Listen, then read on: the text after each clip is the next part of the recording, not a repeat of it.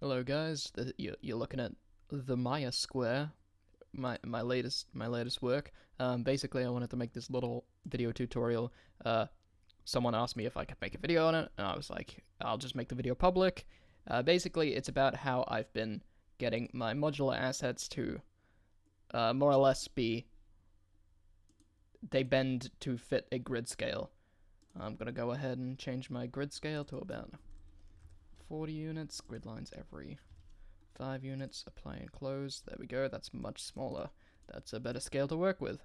And I'm going to make this cube here fit exactly to the grid that we're working with.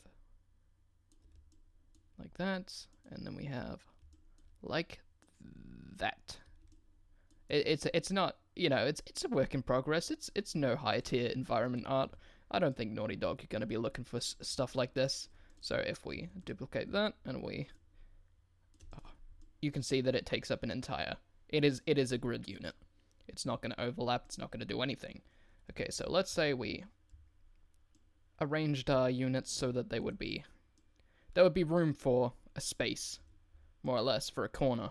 We wanted a bent corner to be able to go to the two things. I'm going to go ahead and close Chrome because that's making noise in the background. Okay, so we have a gap there. We want a corner piece to go from A to B. So that seems like it's going to be relatively simple, right? We just get a nonlinear bend deformer from deform, nonlinear, and bend. And then we rotate that to be just about right.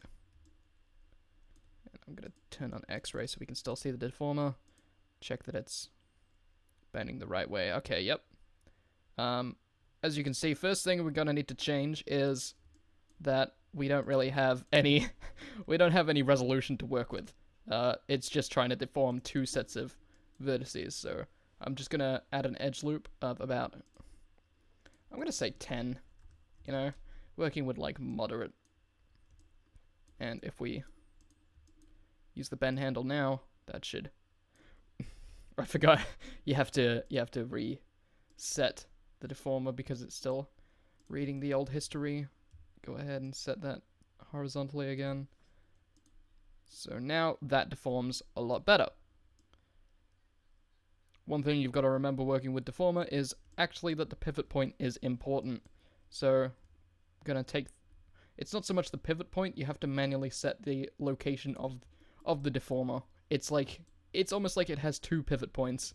So if we bend that, that's going to bend like that. We want to set the low bound to low, just to 0, which is going to affect everything it does off behind the piece.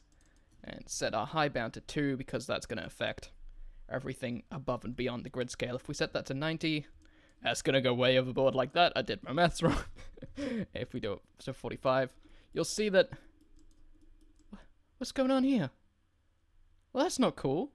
That's not setting it to the... That's not an exact 90 turn. That's not lining up the grid. However, if we hold the D key to switch to our set pivot, and X, just so we can... Actually, I'm gonna hold D and I'm gonna hold V so we can snap it to the vertex set up here. Yep, that's about right. And then we hold X to snap it to the grid. We can work like that.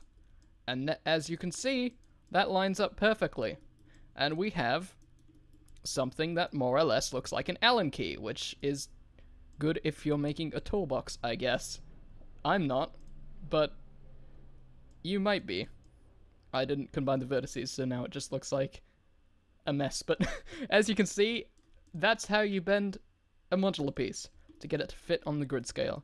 Hopefully that wasn't too rambly for you. I'll try and make it more condensed if I ever do another one of these. Thanks for watching, guys, and I will see you when I do something that isn't a rambly tutorial. Bye-bye.